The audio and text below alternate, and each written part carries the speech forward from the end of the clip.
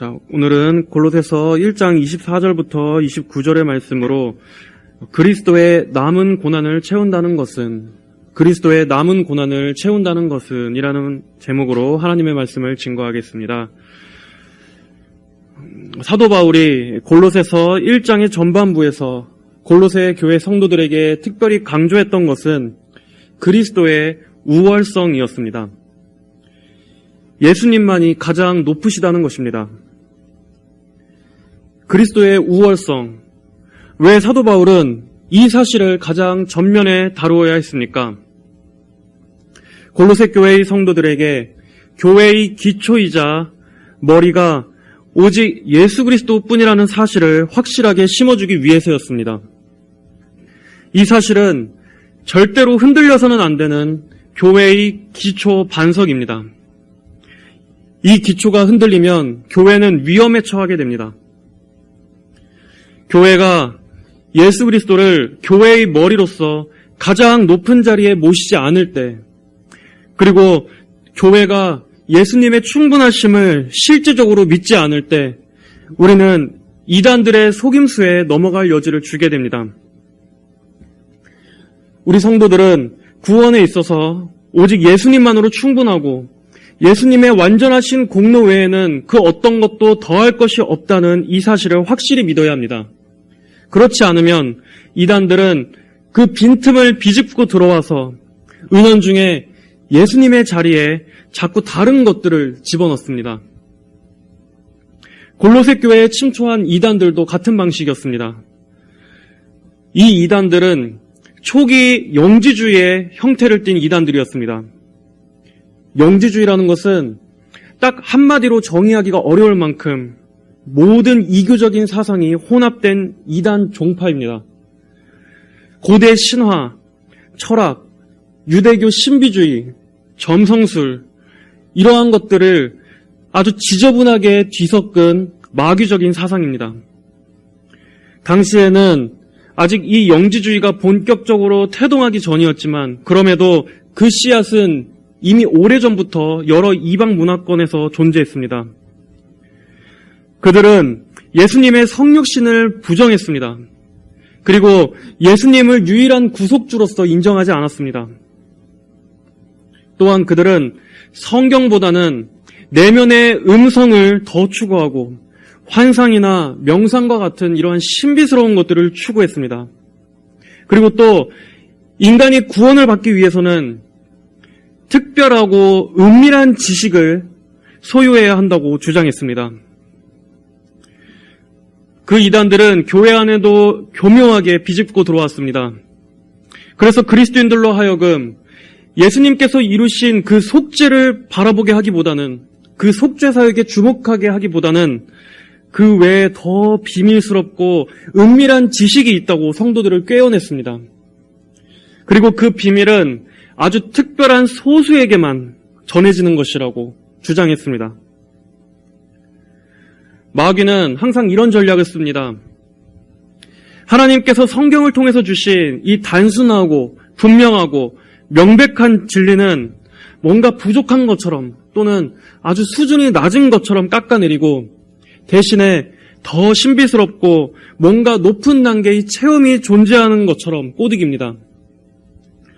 성도들이 그런 말을 듣다 보면 자기도 모르게 미혹의 영이 씌어서 교리 같은 것은 왠지 수준이 낮은 이 육적인 것이라 생각하게 되고 신비적인 체험이나 어떤 환상 같은 것이야말로 더 높고 신령한 단계의 신앙이라고 생각하게 됩니다. 그렇게 되면 이 단순하고 명백한 이 성경의 교리적인 지식에는 만족을 못하게 되는 것입니다. 하지만 결국 그러한 것들이 영혼을 어디로 이끌고 갑니까? 예수님을 바라보던 것에서부터 고개를 돌리게 해서 오히려 예수님으로부터 멀어지게 만드는 것입니다. 사도 바울은 그런 위험성을 잘 알고 있었습니다. 그렇기 때문에 바울은 성도들로 하여금 예수님께 더 집중하고 또 성도들의 눈이 하나님께로 향하도록 돌려놓고자 했습니다. 우리를 어둠의 권세에서 건져내는 것은 신령한 지식이 아닙니다. 우리로 죄사함을 받게 하는 것은 어떤 신비한 체험이 아닙니다. 오직 그리스도의 피로 말미암은 대속이 우리를 죄와 사망에서 건져내는 것입니다. 성도들의 신앙을 이 진리에 딱 고정시켜 두지 않으면 우리는 신앙의 가장 기본 토대를 잃어버리게 됩니다. 사도 바울은 지난 23절에서 권면했습니다. 성도들이 쫓아야 할 것은 그런 이교적인 체험이 아니라 믿음에 거하고 튼튼한 터 위에 굳게 서는 것이다. 즉 우리가 듣고 배운 바 진리 위에 굳게 서서 복음의 소망에서 떠나지 않아야 하는 것이다. 그리고 오늘 24절부터는 이제 바울 자신의 사명에 대해서 말합니다. 우리 다 함께 24절의 말씀을 함께 읽어보겠습니다. 24절입니다. 시작. 이제 나는 너희를 위하여 당하는 괴로움을 기뻐하고 그분의 몸인 교회를 위하여 그리스도의 남은 고난을 내 육체에 채운다. 바울이 이 골로새서를 쓸 때 항상 그 이단들을 염두에서 썼다는 것을 감안하면 마치 이 말씀은 이렇게 말하는 것만 같습니다. 그 이단자들은 신비와 비밀에 대해서 말했다.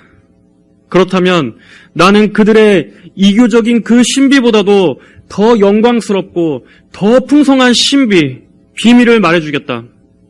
그것은 바로 그리스도와 교회의 연합, 그리고 고난을 극복하는 능력이다.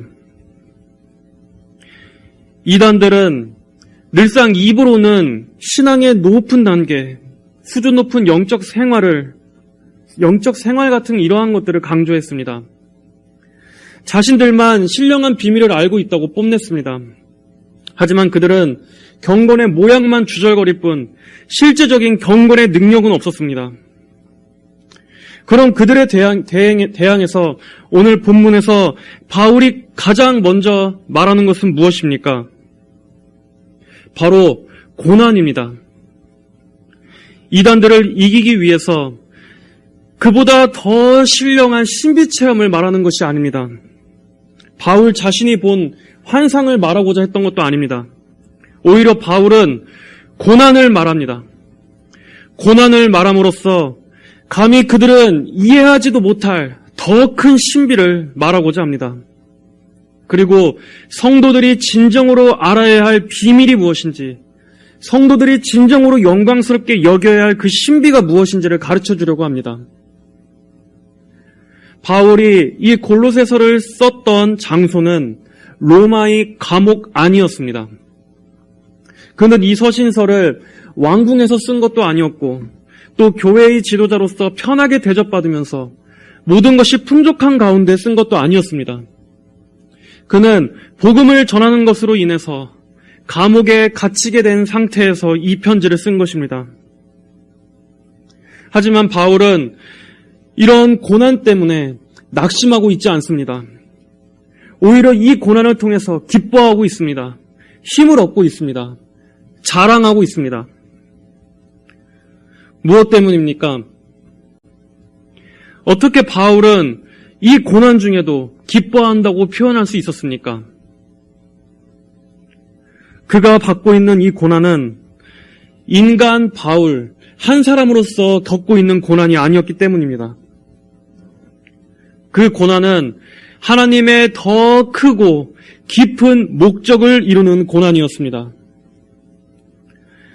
24절에서 바울은 이렇게 말합니다. 너희를 위하여 당하는 괴로움, 즉 골로새 성도들을 위하여, 그리고 그분의 몸인 교회를 위하여, 골로새 교회뿐만이 아니라 보편적인 교회를 말하는 것입니다.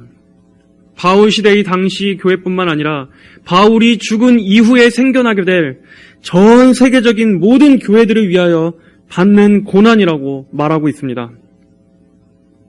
이렇게 바울의 고난은 단순히 바울의 개인적인 고난이 아니었습니다. 그 고난은 복음 때문에 받는 고난이었습니다. 그렇기 때문에 바울은 그것을 기쁨으로 받아들입니다. 왜냐하면 그 고난은 복음을 증진시키는 고난이기 때문입니다.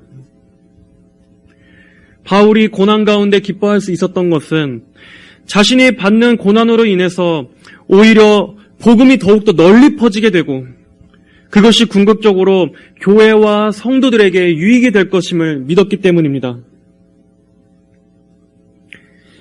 한 알의 밀알이 땅에 떨어져 죽지 않으면 열매를 맺을 수 없는 것처럼 복음이 확산되고 전파되는 데에는 반드시 박해가 뒤따르고 순교의 피가 흘려져야만 합니다. 하지만 그것은 실패가 아닙니다. 교회의 패배가 아닙니다. 오히려 박해는 하나님께서 교회를 정화시키시고 복음이 더욱더 전파되는 도구로 사용하시기 때문입니다. 마귀가 아무리 기를 쓰고 사역자를 가둔다 할지라도 복음의 전도자들이 목숨을 잃는다 할지라도 온 세상이 교회를 집어삼키려 핍박한다 할지라도 하나님의 말씀은 결코 매일 수 없습니다. 오히려 하나님의 말씀은 교회가 고난을 당할 때 더욱더 널리 퍼지는 원리를 우리는 성경을 통해서 목격할 수 있습니다. 오히려 교회는 박해가 극심했을 때 더 순결했었습니다. 많은 성도들이 복음 때문에 그들의 소중한 생명까지 희생했을 때 교회의 신앙은 역설적으로 더 부흥했습니다. 극심한 공격이 오히려 성도들을 기도하게 만들었습니다. 복음이 위협받았을 때 오히려 참된 복음은 더욱더 강력하게 회복되었습니다. 반면에 오히려 아무런 박해가 없는 것이야말로 더 이상한 것입니다. 마귀가 기를 쓰고 발악하지 않아도 될 만큼 교회가 죽어 있다는 증거이기 때문입니다.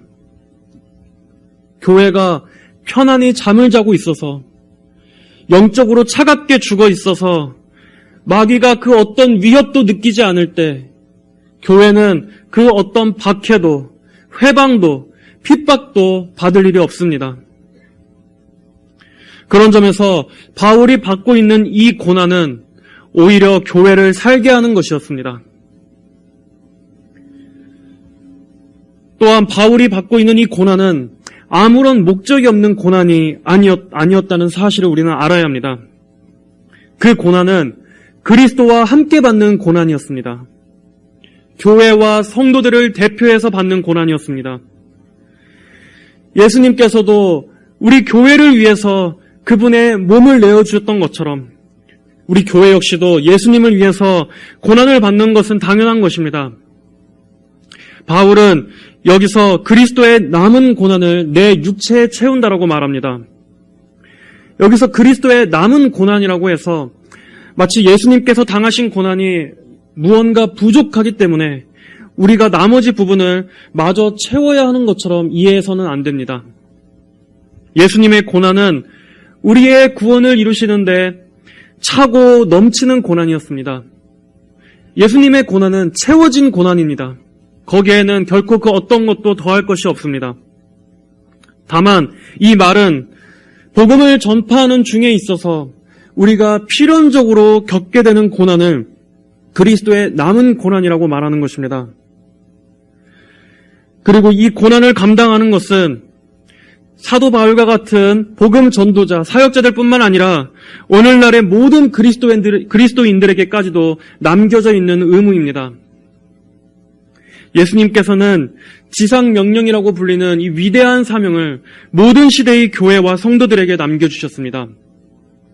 마태복음 28장 19절로 20절에 그러므로 너희는 가서 모든 민족을 제자로 삼아 그들에게 아버지와 아들과 성령의 이름으로 세례를 주고 내가 너희에게 명령한 모든 것을 가르쳐 지키도록 하라. 보아라, 내가 세상 끝날까지 항상 너희와 함께 있을 것이다. 교회와 성도들은 이제 이 사명을 위해서 땅끝까지 복음을 전파해야 하는 귀중한 임무를 부여받았습니다. 이 와중에 교회는 많은 어려움들을 받게 될 것입니다. 많은 핍박들을 필연적으로 겪게 될 것입니다. 많은 세상의 반대와 또 마귀의 지옥 같은 공격을 받게 될 것입니다. 세상의 저항과 불신자들의 완악한 마음에 부딪혀야만 하는 어려움도 겪어야만 합니다. 하지만 하나님께서는 예수님의 제자들이, 즉 우리 성도들이 예수님께서 겪으셨던 그 길을 똑같이 뒤따라 걸으면서 자기의 십자가를 지고 주님을 따르는 것을 배우도록 하셨습니다. 그러면서 우리 성도들이 점점 그리스도를 닮아가는 것입니다. 예수님과 함께 연합된 성도들은 그분과 함께 영광을 받기 위해서 고난도 함께 받아야 한다고 성경은 말씀했습니다. 교회를 세우고 복음을 전파하는 데 있어서, 영혼 구원을 위해 기도하는 데 있어서 이 사역의 의무는 모든 성도들이 함께 이 짐을 짊어지는 것입니다. 참된 그리스도인이라면, 그가 참된 교회의 일원이라면 그 누구도 여기에서 예외가 될 수 없습니다. 그리스도의 남은 고난을 내 육체에 채운다. 여기서 이 채운다라는 말은 문자적으로는 계속해서 새로운 고통으로 가득가득 채운다라는 뜻을 가지고 있습니다. 계속해서 새로운 고통으로 가득가득 채운다. 그리스도를 위하여. 바울은 매번 새로운 고통을 자신의 육체로 겪는다고 할지라도 하나님께서 자신에게 베풀어 주신 그 크신 은혜에 비한다면 이러한 고통은 아무것도 아니기 때문에 날마다 나는 고난을 극복하는 생활을 계속해 나간다 하고 고백하는 것입니다. 나는 그리스도를 위하여 받는 고난으로 내 삶을 가득 채우겠다. 나는 그리스도를 위해 받는 고난으로 죽기까지 충성하겠다 하는 것입니다. 하지만 그 고난은 육체에 채우는 것입니다. 육체에만 미칠 뿐 그리스도와 결속된 우리 성도들의 영혼까지는 빼앗을 수가 없는 고난입니다.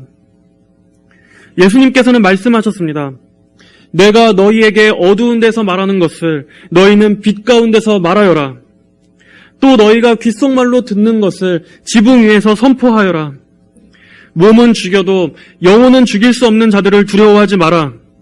오히려 영혼과 몸을 능히 지옥에 멸망시킬 수 있는 분을 두려워하라. 교회와 성도들은 그러므로 그리스도를 위해 받는 고난이 아무리 극심하다 할지라도 그저 우리의 육체에만 미칠 수 있는 것임을 알고 우리가 기꺼이 고난을 감수해야 한다면 마땅히 견뎌야 할 것입니다. 성도가 그리스도를 위해 받는 고난은 특권입니다. 아무나 받는 고난이 아닙니다. 성도가 받는 고난은 불신자들이 받는 고난과는 다른 것입니다. 오히려 성도의 고난은 하나님께 영광이 될 수 있습니다. 에베소서 3장 13절에 그러므로 내가 너희에게 당부하니 너희를 위한 나의 환난들 때문에 낙심하지 마라. 이는 너희의 영광이다. 여러분, 우리가 그리스도를 위해 받는 고난은 성도가 그리스도께 속해 있다는 증거입니다. 마귀와 반대편에 있다는 증거입니다. 그리고 빌립보서 1장 29절에서는 이렇게 말씀합니다. 그리스도를 위하여 너희에게 은혜를 주신 것은 다만 그리스도를 믿을 뿐 아니라 그분을 위하여 고난도 받게 하려는 것이다. 너희도 동일한 싸움을 싸우고 있으니 너희가 내 안에서 이 싸움을 보았으며 지금도 내 안에서 듣고 있다. 너희도 동일한 싸움을 싸우고 있으니. 그리고 사도 바울뿐만 아니라 베드로 역시 말합니다. 베드로전서 5장 9절 10절에 너희는 믿음으로 굳게 서서 마귀를 대적하여라. 너희가 아는 대로 너희의 형제들도 세상에서 동일한 고난을 겪고 있다. 모든 은혜의 하나님 곧 그리스도 예수님 안에서 너희를 자신의 영원한 영광 가운데로 부르신 분께서 잠시 고난을 당하는 너희를 친히 온전하게 하시고 굳게 세우시며 강하게 하시고 견고하게 하실 것이다. 너희도 동일한 싸움을 싸우고 있고 또 너희의 형제들도 세상에서 동일한 고난을 겪고 있다. 이 말씀들을 통해서 성도가 받는 모든 고난은 단순히 그들 홀로 받는 것이 아니라 그리스도를 위해 모든 형제 자매들이 함께 동일한 고난을 겪고 있다는 것을 알 수 있습니다. 교회는 그리스도의 몸이기 때문입니다. 한 사람의 성도는 예수님과 연합되어 있을 뿐만 아니라 모든 성도들과도 연합되어 있습니다. 우리가 알지 못하는 이 세계 어딘가에 지금도 신앙생활을 하고 있는 그 참되고 진실한 그리스도인들과 함께 우리는 연합되어 있는 것입니다. 이 지상뿐만이 아니라 천상에 이미 주님 곁에 올라가 있는 그 신앙의 선조들과도 우리는 연합되어 있는 것입니다. 성도 개인, 그리고 교회, 그리고 예수 그리스도, 이렇게 하나가 일체라는 것입니다. 그리스도 안에서 참된 성도는 모두가 영적으로 한 몸이라는 사실입니다. 그러므로 하나님의 일을 함으로써 우리가 겪는 고난은 나 홀로 겪는 고난이 아닙니다. 한 사람의 성도가 믿음으로 살면서 겪게 되는 여러 어려움들은 나 혼자 외롭게 겪는 것이 아닙니다. 복음을 위해서 받는 의로운 고난은 영적으로 그리스도 안에서 온 교회가 함께 받는 고난입니다. 그러므로 그것은 영광스럽고 명예로운 고난입니다. 여러분은 이 고난에 기꺼이 동참하시겠습니까? 바울이 갈라디아서 6장 17절에서 내가 내 몸에 예수님의 흔적을 지니고 있다라고 말했습니다. 예수님의 흔적, 이처럼 성도의 고난은 장차 받게 될 하늘의 영광을 보증하는 징표로서 역할을 하는 것입니다. 이어서 바울은 25절에서 말합니다. 내가 하나님의 말씀을 이루기 위하여 내게 주신 하나님의 경륜을 따라 너희를 위하여 교회의 일꾼이 되었다. 바울은 자신에게 주신 이 사도라는 직분과 또 그 직무로 인해서 받게 되는 여러 고난들이 하나님의 경륜에서 나온 것임을 믿었습니다. 하나님의 경륜이란 무엇입니까?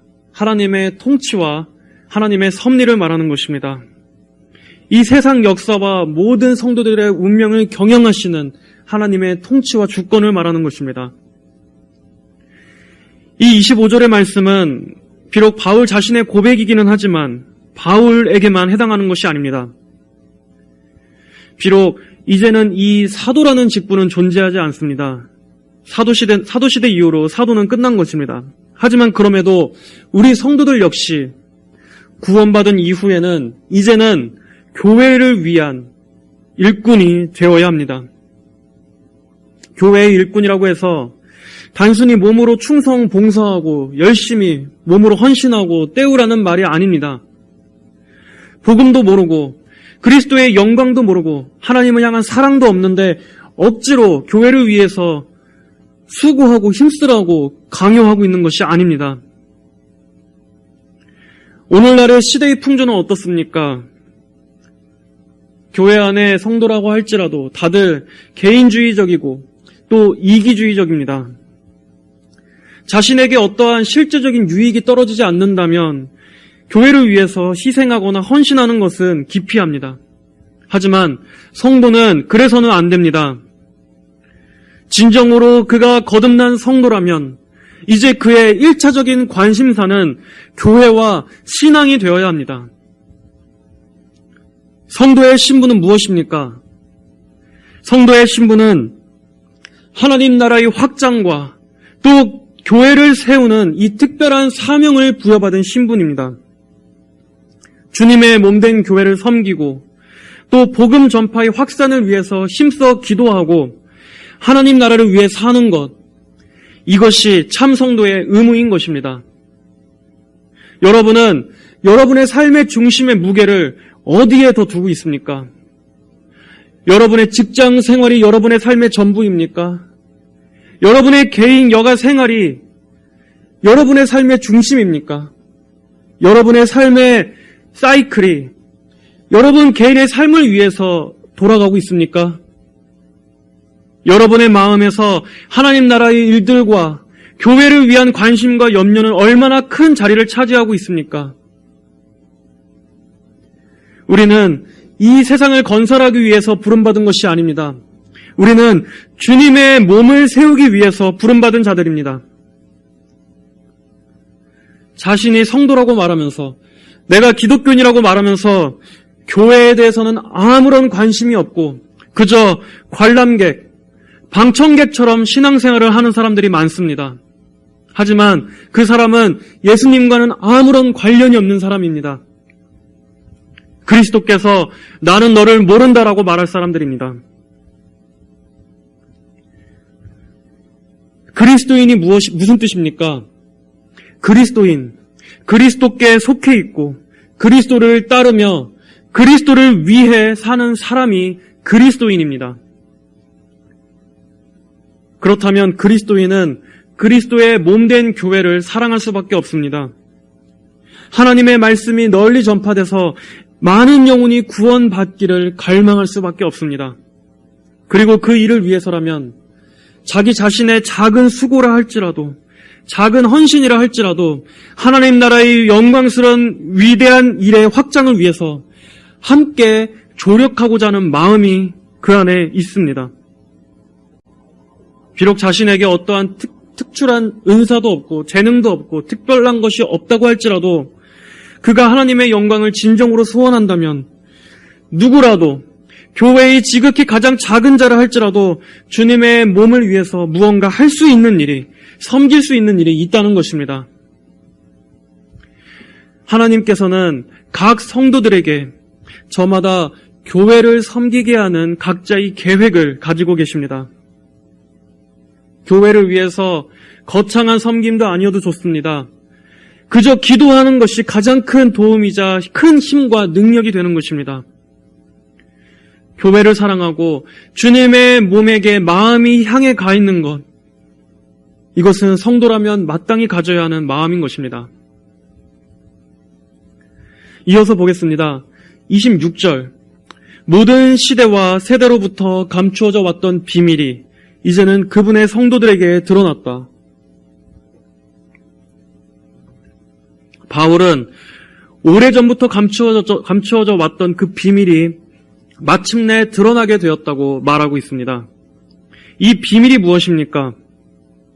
이 비밀은 장차 복음으로 인해서 유대인뿐만 아니라 이방인들에게까지 구원이 퍼지게 될 것을 말하는 것입니다. 유대인과 이방인이 그리스도로 말미암아 한 형제 자매로 부름받게 되는 일입니다. 비밀, 골로새 이단들도 비밀에 대해서 말했습니다. 그들이 말하는 비밀은 무엇이었습니까? 신비하고 은밀한 어떤 신령한 영적 지식을 말하는 것이었습니다. 하지만 바울은 여기서 의도적으로 비밀이라는 말을 사용하고 있습니다. 이 비밀이라는 단어를 사용함으로써 이렇게 말하는 것입니다. 오히려 진짜 놀라운 비밀은 하나님께서 그리스도를 통해서 모든 열방이 구원을 받게 하신 것이다 하는 것을 말하는 것입니다. 그래서 이어서 27절에 이렇게 말합니다. 하나님께서는 이방인들 가운데서 이 비밀의 영광의 풍성이 무엇인지 그분의 성도들에게 알리고자 하셨다. 이 비밀은 너희 안에 계신 그리스도 곧 영광의 소망이시다. 이단자들은 몇몇의 아주 특별한 소수에게만 구원의 지식이 알려져 있다고 말했습니다. 하지만 하나님의 비밀은 수수께끼같이 비밀스러운 것이 아니었습니다. 소수에게만 주어진 것이 아닙니다. 오히려 하나님의 비밀은 모든 만민에게 제시되는 구원입니다. 골로새 이단들은 때로는 그 비밀들을 전수해주기 위해서 대가를 요구하기도 했습니다.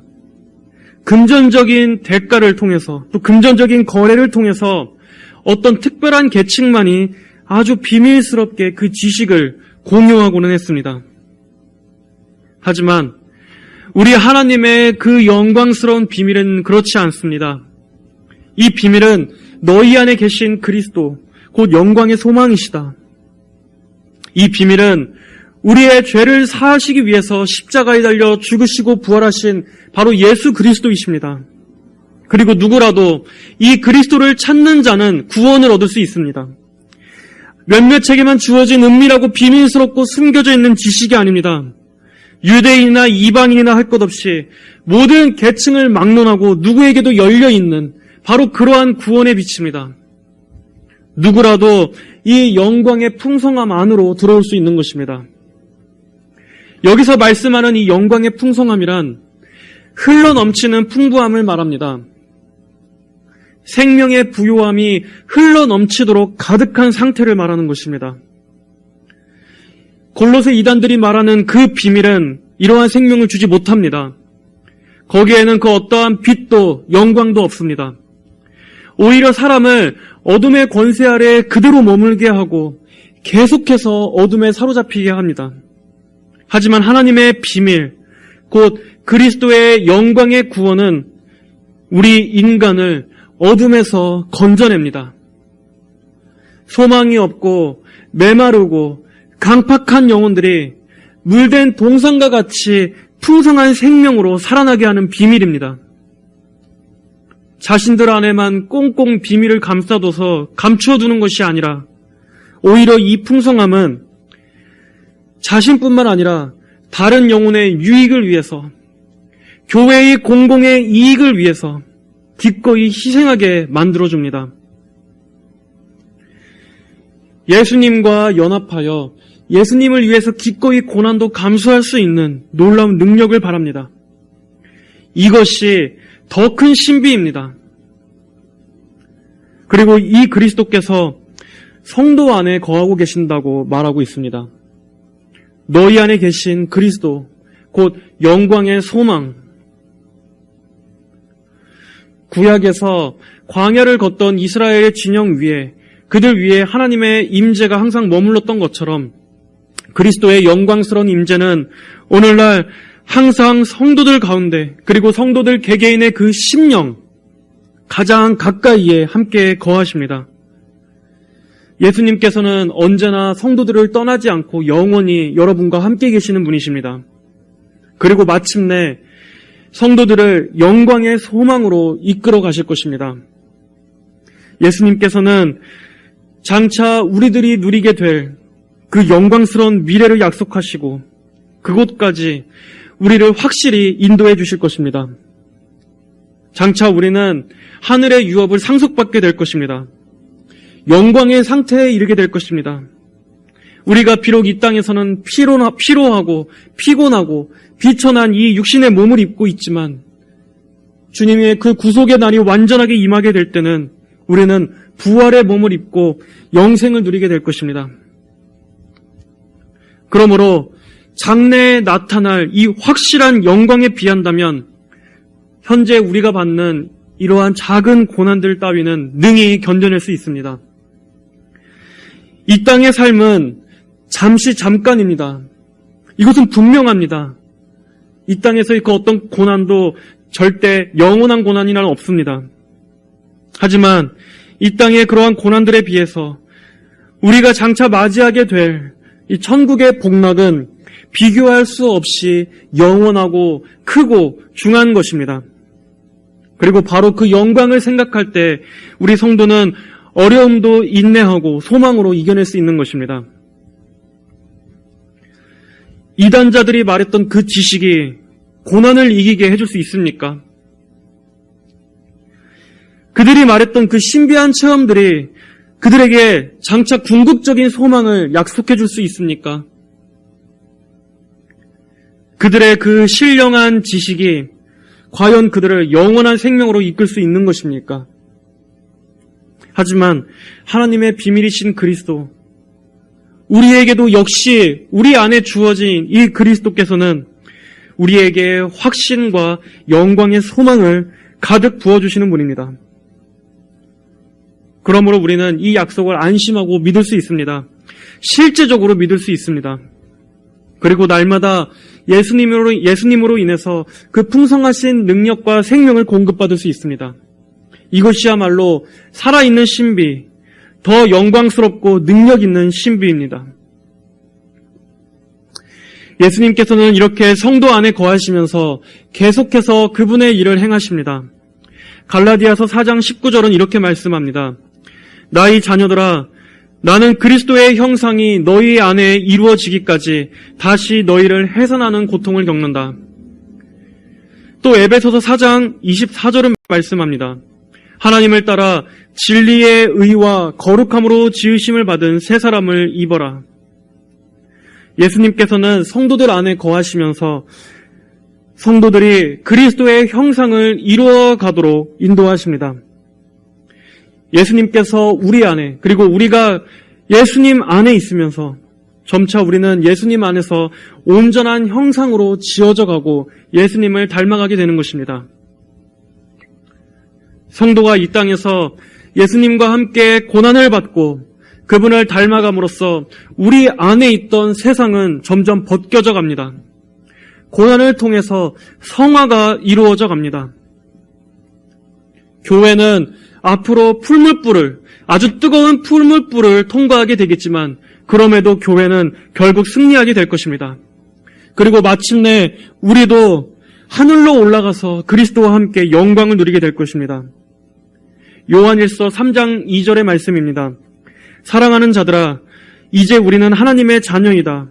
우리가 어떻게 될 것인지는 아직 나타나지 않았으나 그분께서 나타나시면 우리도 그분과 같이 될 것을 알고 있으니 이는 우리가 그분을 계신 그대로 볼 것이기 때문이다.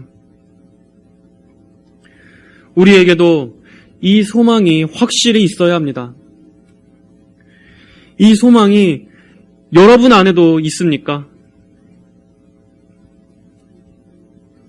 이 소망이 죽어있는 소망이 아니라 영광스러운 소망으로서 여러분의 마음 안에 가득해 있습니까? 그리고 그 영광의 풍성함을 생각하실 때마다 기쁘고 그로 인해서 여러 가지 고난을 이겨낼 수 있는 그 동기가 되어주고 있습니까? 여러분 안에 항상 이 소망을 붙드시기를 바랍니다. 그리고 이 영광이야말로 세상의 그 어떠한 풍성함보다도 더 큰 풍성함을 줄 수 있다는 것을 분명히 신뢰하십시오. 교회가 이 소망으로 가득할 때만이 교회는 생기를 회복하고 또 성도들 개개에 있는 신앙의 힘을 회복할 수 있습니다. 신앙의 힘을 얻을 수 있습니다. 사도 바울은 28절에서 이어서 말합니다. 우리가 그분을 전파하여 모든 사람에게 권하고 모든 지혜로 모든 사람을 가르치는 것은 모든 사람을 그리스도 안에서 완전한 자들로 세우려는 것이다. 여기서 중요한 말씀이 무엇입니까? 사도 바울은 이 복음, 이 영광의 소망 되시는 그리스도를 특별한 소수에게만이 아니라 모든 사람들에게 전하려 하고 있다는 것입니다. 우리가 그분을 전파하여 모든 사람에게 권하고 모든 지혜로 모든 사람을 가르치고 모든 사람을 그리스도 안에서 완전한 자로 세우려 한다. 바울은 이단자들과 같이 비밀스럽고 거만하게 아주 소수의 사람들만 구원의 지식을 알고 있다는 말을 하지 않습니다.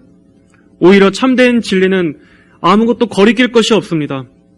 복음은 모든 사람에게 전해져야 합니다. 많은 영혼들이 구원을 얻도록 널리 전파되어야 하고 공개되어야 하고 모든 이에게 전해져야 합니다. 그 복음 전파의 성격은 전파하고 권하고 가르치는 것으로 나타나야 합니다. 자, 우리가 그분을 전파하여 참된 복음 사역은 그분을 곧 그리스도를 전파하는 것입니다. 그리고 전파하는 데서 그치는 것이 아니라 권하고 가르쳐야 합니다. 자, 여기서 권한다라는 말은 성경의 교훈을 실천하도록 점검하고 충고한다는 뜻입니다. 즉, 권면이 있어야 한다는 것입니다. 도전하고 하나님의 말씀으로 경고하고 말씀을 적용하고 그 말씀으로 일깨워서 성도들을 그리스도 안에 바로 서도록 하는 것입니다. 그리고 여기에는 책망의 요소도 포함되어 있습니다. 뿐만 아니라 하나님의 말씀을 잘 가르쳐서 잘못된 것들은 분별하고 또 바른 진리로서 교회를 세우며 영혼들을 양육하는 것을 말합니다. 교회 안에 이것이 없으면 절대로 안 됩니다. 이단들은 바른 교리적 지식과 또 성경의 교훈들로 교회를 세우려고 했던 것이 아니라 그들은 교리는 없는 신비체험, 환상, 그리고 뜨거운 감정, 열정으로만 교회를 세우려고 했습니다. 하지만 성경은 그런 식으로 세워진 교회를 교회라고 말하지 않습니다. 그런 곳에서는 성도의 영혼이 자라날 수가 없습니다. 영적으로 성장하고 또 그리스도를 아는 지식 가운데 그 믿음이 견고하게 세워질 수가 없습니다. 그런 신앙은 여전히 불안정하고 또 정신적으로 많은 문제들을 일으키고 영적으로 이 병적인 증상들만 가득하게 만들 뿐입니다. 교회는 철저히 진리의 말씀 사역 위에 세워져야만 합니다. 하나님의 말씀만이 망가진 영혼을 고칠 수 있습니다. 하나님의 말씀을 통해서만이 영혼이 살아나며 영혼이 교정될 수 있습니다. 그리고 바울이 이 권하고 가르치는 궁극적인 목적에 대해서는 뭐라고 말합니까? 모든 사람을 그리스도 안에서 완전한 자들로 세우려는 것이다 라고 말합니다. 물론 여기서 완전하다라고 해서 성도가 이 땅에서 완전한 경지까지 도달할 수 있다 하는 것은 아닙니다.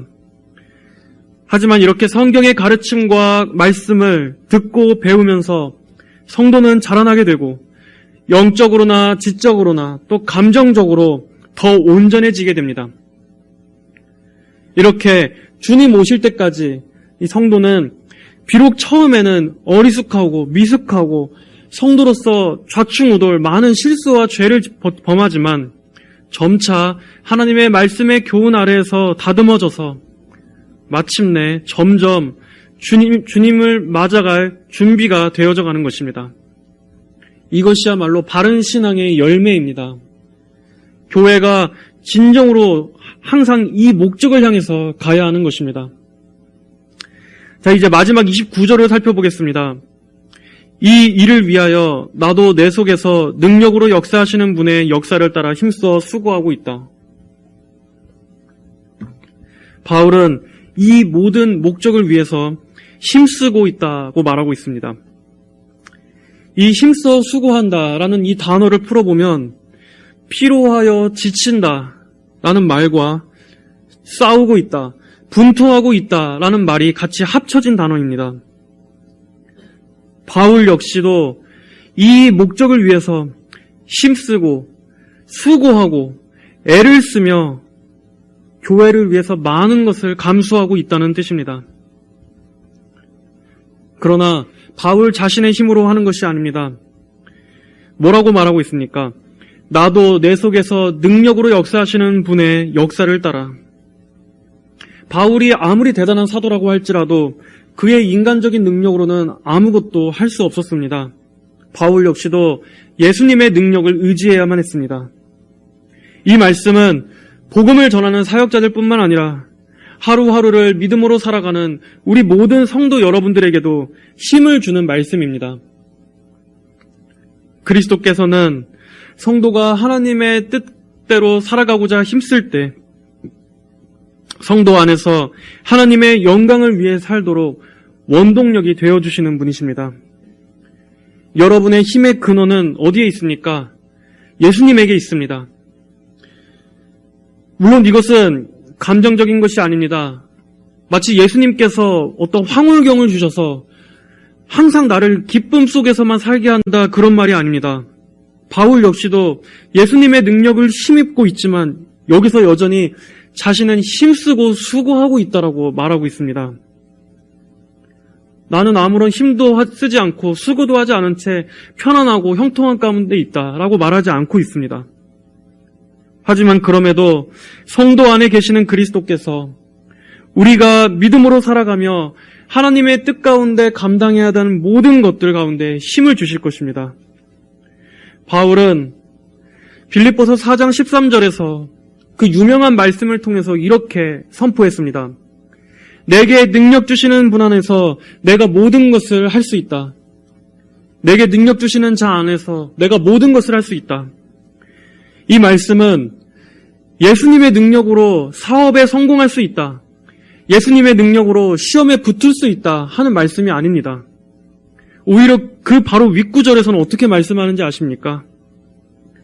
나는 비천에 처할 줄도 알고 풍부에 처할 줄도 안다. 나는 배부름이나 배고픔이나 풍부나 궁핍이나 모든 형편에 처하는 비결을 배웠다. 내게 능력 주시는 분 안에서 내가 모든 것을 할 수 있다. 즉, 어떤 상황에서도 자족하며 그리스도께서 주시는 영적인 힘으로 인해서 자신에게 주어진 모든 상황을 감내하고 이겨낼 수 있다 하는 것입니다. 여러분, 이것이야말로 참된 신비이자 영광스러운 비밀이 아니겠습니까? 하나님께서는 오늘 우리가 살펴본 이 말씀을 통해서 성도 안에 계신 그리스도야말로 우리 성도들이 추구해야 할 진정한 신비임을 말씀해 주십니다. 성도의 능력은 그리스도 안에 있습니다. 우리는 고난이 가져오는 신비를 묵상해야 합니다. 고난은 예수님과 우리를 더 일체되게 만들 뿐만 아니라 그리스도의 몸으로서 우리가 그리스도 안에서 모든 성도들이 영적으로 하나라는 것을 가르쳐 줍니다. 비록 우리는 바울처럼 이렇게 복음 때문에 큰 고난을 당하는 일들은 없을지도 모릅니다.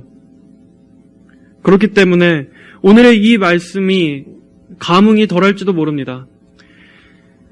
그러나 지금 이 시간에도 이 세계 어딘가에는 예수님을 믿는 그 신앙 때문에 생명까지도 위협받는 성도들이 있습니다. 기독교 박해 국가에서 정말로 이 극심한 핍박 아래에서 정말 하루하루 목숨을 걸고 신앙을 지키고자 하는 성도들이 오늘날에도 있습니다. 그곳에서 힘겹게 믿음을 지키는 교회와 성도들과 사역자들이 있습니다. 그러한 그들에게는 오늘의 이 말씀이야말로 정말 더없는 위로가 될 것입니다. 우리는 영적으로 한 몸인 지체로서 오늘도 전 세계에서 고통받는 참 교회와 성도들을 위해 이곳에서 함께 기도해야 할 것입니다. 그리고 우리 역시도 이 고난에서 제외되어 있지 않습니다. 마지막 때에는 이 땅의 참된 교회와 성도들에게 반드시 박해와 핍박이 닥칠 것이기 때문입니다.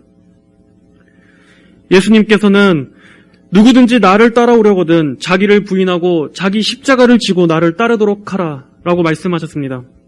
또 너희가 내 이름 때문에 모든 이들에게 미움을 받을 것이다 라고도 말씀하셨습니다.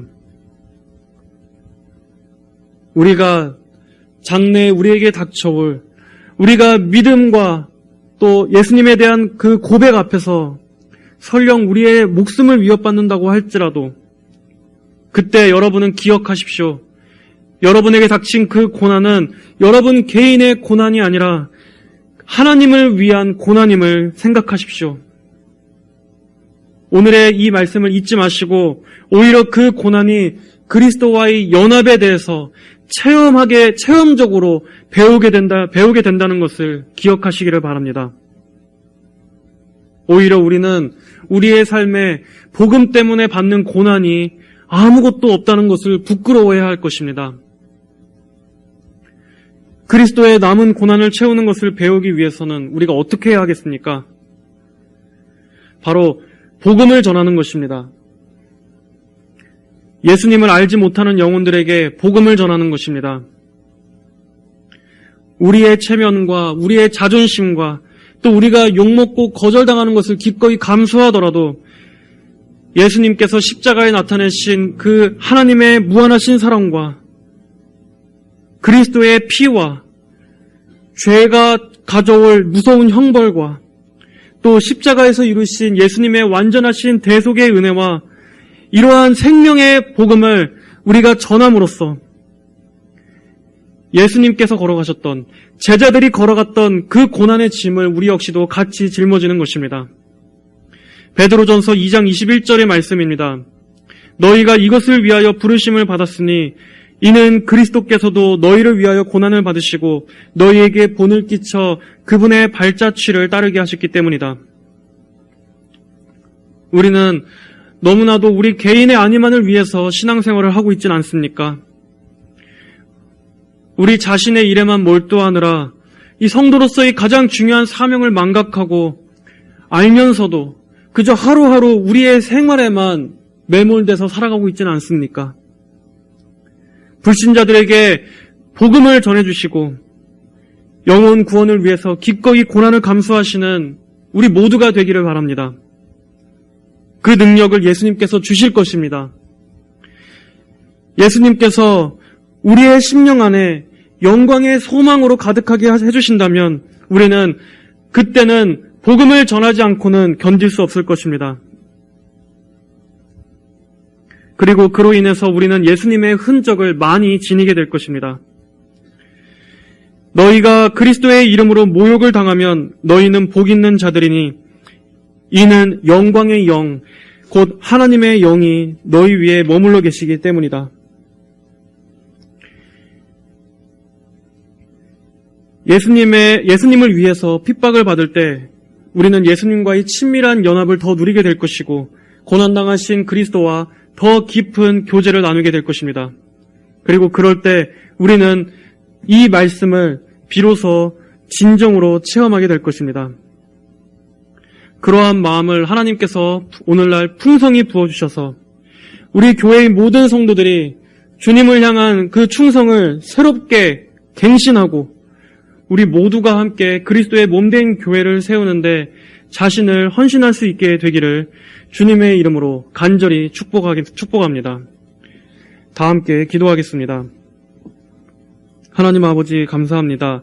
오늘은 바울의 고백을 통해서 하나님의 말씀을 살펴보았습니다. 하나님 아버지, 저희가 정말 그리스도를 위해 받는 고난이라고 할 만한 것이 너무나 턱없이 부족함을 주님 부끄럽게 여깁니다. 저희 역시 그리스도의 남은 고난을 위해서 또 주님의 몸된 교회를 세우기 위해서 그 십자가를 짊어지기를 원합니다. 영혼 구원을 위해서 복음을 전하고